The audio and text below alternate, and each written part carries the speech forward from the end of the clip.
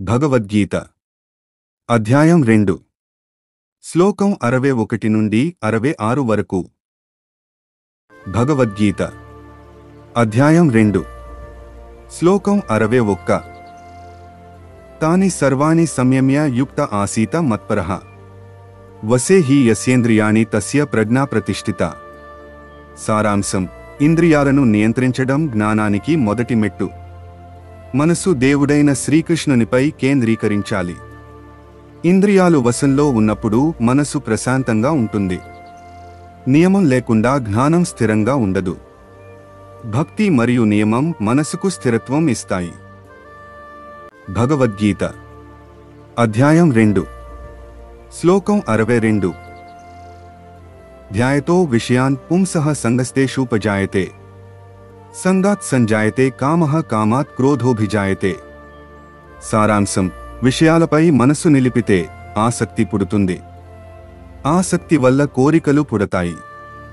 కోరికలు నెరవేరనప్పుడు కోపం వస్తుంది. ఈ కోపమే మనశ్శాంతిని నాశనం చేస్తుంది. కాబట్టి మనసును దైవంపై కేంద్రీకరించడం అవసరం.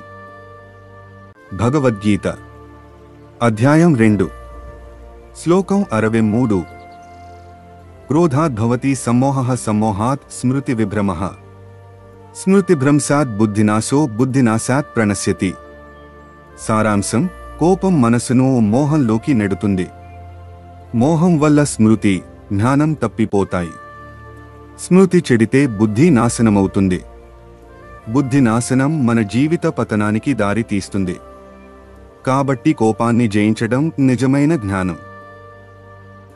భగవద్గీత అధ్యాయం 2 శ్లోకం 64.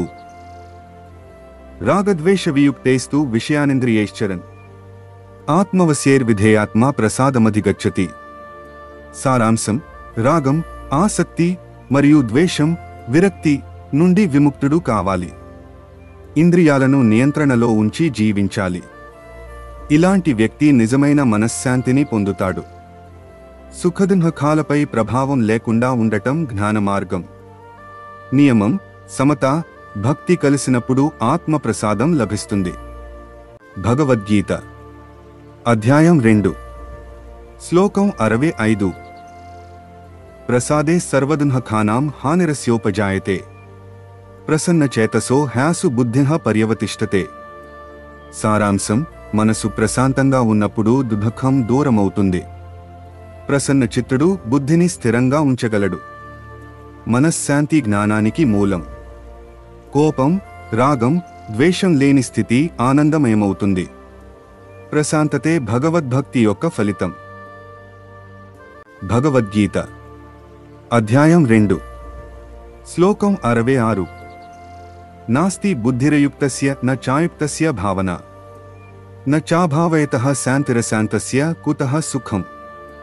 సారాంశం: నియమం లేని మనసుకు జ్ఞానం స్థిరంగా ఉండదు. అశాంతుడికి ధ్యానం సాధ్యం కాదు. ధ్యానం లేని వానికి శాంతి లభించదు. శాంతి లేని చోట ఆనందం ఉండదు.